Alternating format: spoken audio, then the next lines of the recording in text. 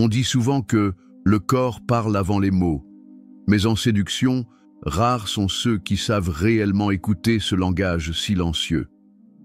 Aujourd'hui, je vais te révéler les signes infaillibles qu'une femme n'a pas fait l'amour depuis longtemps. Pas pour juger, mais pour comprendre, anticiper et séduire avec intelligence.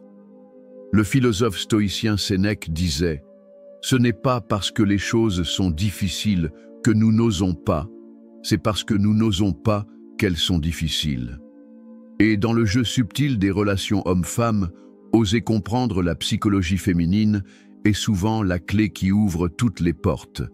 Alors, reste attentif, car ces signes sont souvent discrets, presque invisibles pour l'homme moyen.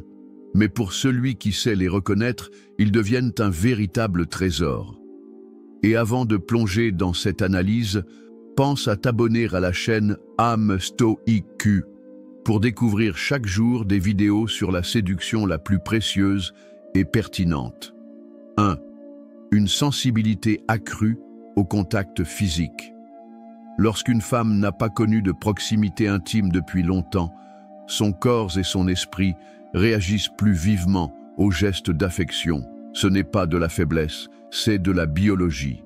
Un simple effleurement sur son bras ou un contact accidentel peut la faire frissonner ou réagir plus que d'habitude. Ce n'est pas théâtral, c'est instinctif. Elle redécouvre inconsciemment ce que cela fait d'être touchée. 2. Une sensualité qui s'exprime sans qu'elle le veuille. Les femmes ont cette capacité naturelle à exprimer leurs désirs sans mots. Mais, lorsqu'une longue période de chasteté s'installe, certains signaux s'amplifient, regard plus insistant, morsure discrète de la lèvre, jeu avec ses cheveux. En psychologie, on appelle ça le langage corporel compensatoire. Le corps cherche à compenser un manque. 3. Un besoin accru de validation masculine.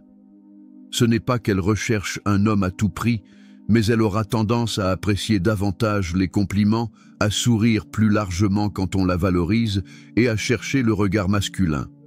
Dans la vie quotidienne, ça peut se traduire par une tenue un peu plus soignée que d'habitude pour sortir, même juste pour faire des courses. C'est son inconscient qui parle. 4.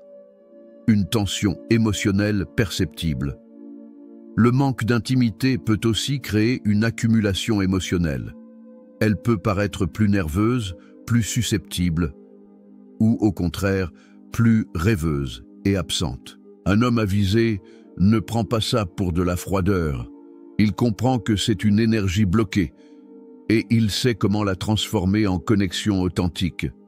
D'ailleurs, si tu veux comprendre en profondeur comment devenir cet homme rare, magnétique, qui sait lire les signes et agir au bon moment, clique sur le deuxième lien en description pour télécharger le manuel brutal du séducteur stoïque. Tu y trouveras des stratégies que 99% des hommes ignorent. 5. Des conversations plus suggestives qu'à l'habitude. Elle peut glisser subtilement des allusions, tester tes réactions à travers des blagues ou des sous-entendus. C'est souvent inconscient, mais cela montre que son esprit est plus ouvert à l'idée d'une connexion intime. En psychologie, on parle d'amorçage. Son langage se prépare à quelque chose qu'elle n'a pas vécu depuis un moment. 6. Un regard plus profond, plus long.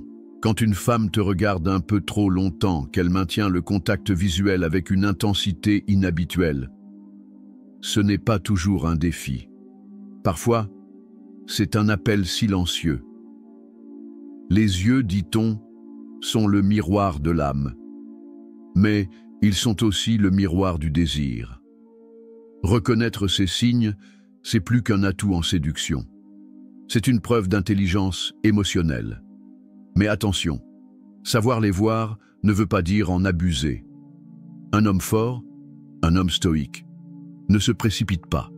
Il observe, il comprend et il agit avec respect. Si tu veux continuer à affiner cette compréhension, abonne-toi à Âme Stoïque dès maintenant. Ici, Chaque vidéo t'offre des clés pour comprendre les femmes, séduire avec classe et devenir cet homme que l'on respecte et que l'on désire.